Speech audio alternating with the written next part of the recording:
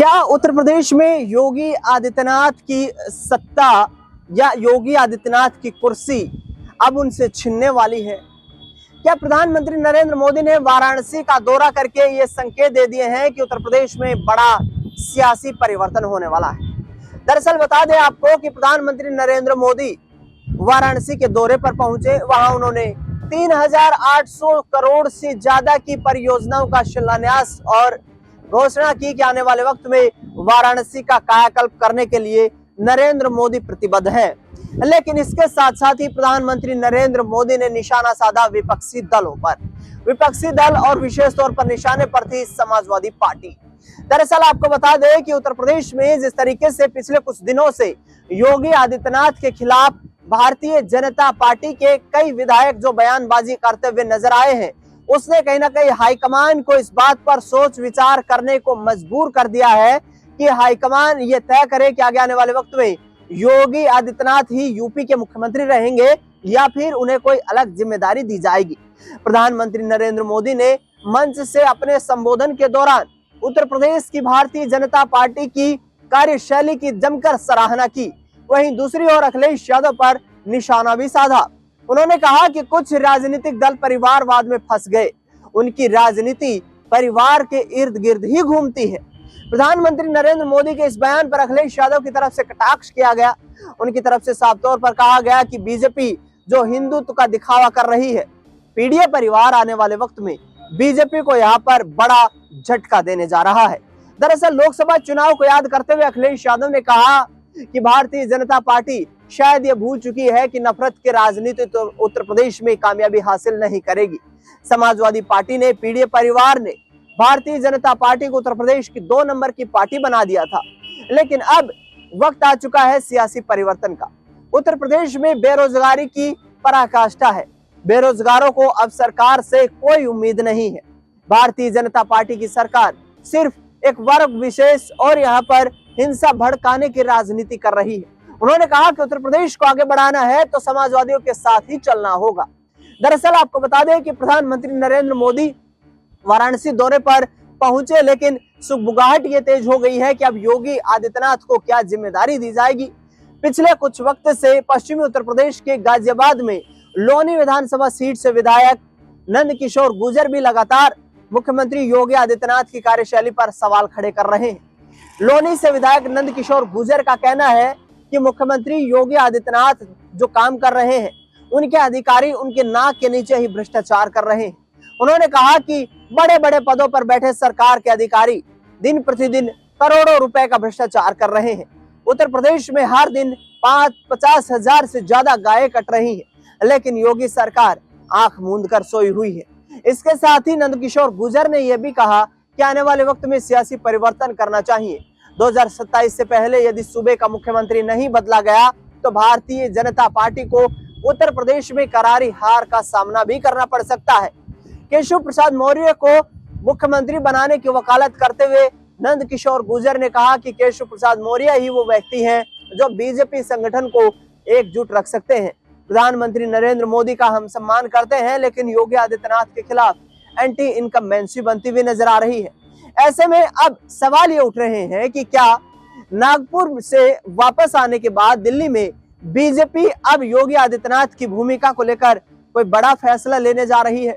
दरअसल बता दें आपको कि उत्तर प्रदेश ही नहीं बल्कि देश भर में तमाम राज्यों में भारतीय जनता पार्टी अपने प्रदेश अध्यक्षों का यहाँ पर जिस तरीके से बड़ा ऐलान करने वाली है, जिसमें कई प्रदेशों के अध्यक्ष बदले जाएंगे, जिसमें राष्ट्रीय अध्यक्ष का नाम भी शामिल है।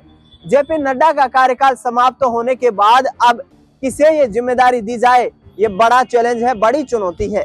भारतीय जनता पार्टी चाहती है कि 2027 में उत्तर प्रदेश का मजबूत किला उससे नहीं छूटना चाहिए। इसको लेकर योगी आदित्यनाथ को बड़ी जिम्मेदारी देने की तैयारी चल रही है। दरअसल बता दें आपको कि योगी आदित्यनाथ को राष्ट्रीय अध्यक्ष बनाया जा सकता है। अब योगी आदित्यनाथ को यदि राष्ट्रीय अध्यक्ष बनाया गया तो जाहिर तौर पर बीजेपी इसका पुरजोर तरीके से कहीं ना कहीं सियासी लाभ भी उठाने की कोशिश करेगी।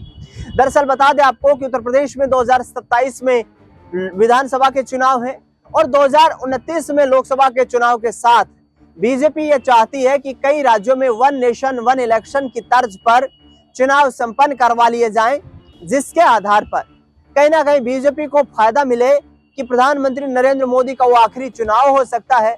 आरएसएस मुख्यालय में पहली बार पहुंचे प्रधानमंत्री नरेंद्र मोदी बीते दिनों नागपुर, और वहां पर कहीं ना कहीं ये भी संकेत दिया गया कि अब पीएम मोदी को हटा करके किसी अगले विकल्प के ऊपर भी बीजेपी काम करने वाली है।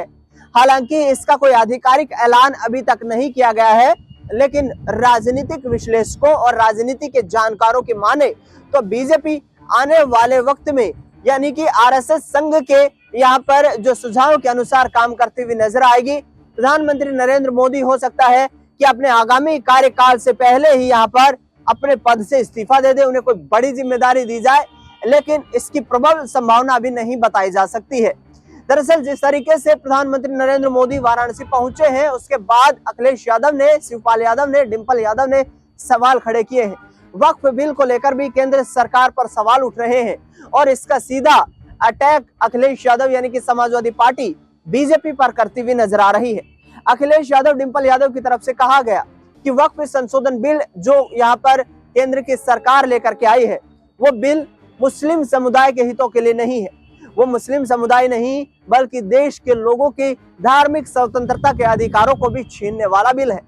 इसके साथ आपको बता दें कि पिछले दिनों जिस तरीके से राम गोपाल यादव जो कि समाजवादी पार्टी के नेता हैं, उन्होंने एक बयान दिया था कि समाजवादी पार्टी इस वक्फ संशोधन बिल के खिलाफ अपना आंदोलन करेगी, लेकिन संगीत सोम जो कि मेरठ की सरदना सीट से पूर्व विधायक रह चुके हैं, बीजेपी के नेता हैं और कई मुद्दों को लेकर वो चर्चाओं में रहते हैं, पश्चिमी उत्तर प्रदेश के एक प्रभावशाली चेहरे हैं। उन्होंने कहा कि मैं मार पीट करके बुरा हाल कर दूंगा।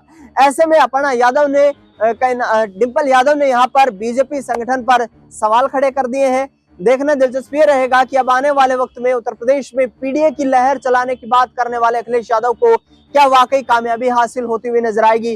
क्या अखिलेश यादव की अगुवाई में उत्तर प्रदेश में लोकसभा चुनाव की तर्ज पर समाजवादी पार्टी एक बार फिर से रिकॉर्ड तोड़ती हुई नजर आएगी, क्योंकि उत्तर प्रदेश की सियासी लड़ाई के बारे में देखा जाए तो यहाँ पर प्रमुख जो सत्ता की लड़ाई है वो बीजेपी और समाजवादी पार्टी के बीच ही है। प्रधानमंत्री नरेंद्र मोदी जिस तरीके से वाराणसी पहुंचे हैं और जब आगे आने वाले वक्त में वो फैसला लेने वाले हैं, उस पर भी नजर बनी रहेगी और देखना दिलचस्प ये रहेगा कि योगी आदित्यनाथ की भूमिका को लेकर वाकई में बीजेपी यहाँ पर कोई चिंतन मंथन करती हुई नजर आती है। योगी आदित्यनाथ लगातार पिछले कुछ वक्त से निशाने पर भी है, क्योंकि लोकसभा चुनाव में जो हश्र हुआ उत्तर प्रदेश में, वो वाकई यहाँ पर बीजेपी को कहीं ना कहीं सोच विचार करने पर, उत्तर प्रदेश में चिंतन मंथन करने पर सोचने को मजबूर करने वाला था, क्योंकि जो नतीजे आए वो बीजेपी को, हाईकमान को भी यहाँ पर उनकी बिल्कुल उम्मीद नहीं थी। देखना दिलचस्प होगा कि अब योगी आदित्यनाथ को क्या जिम्मेदारी यहाँ पर बीजेपी हाईकमान निर्धारित करता हुआ नजर आता है। फिलहाल इस खास कार्यक्रम में इतना ही। देश दुनिया से जुड़ी तमाम बड़ी खबरों के लिए देखते रहिए नेक्स्ट 9 पॉलिटिकल बाइट।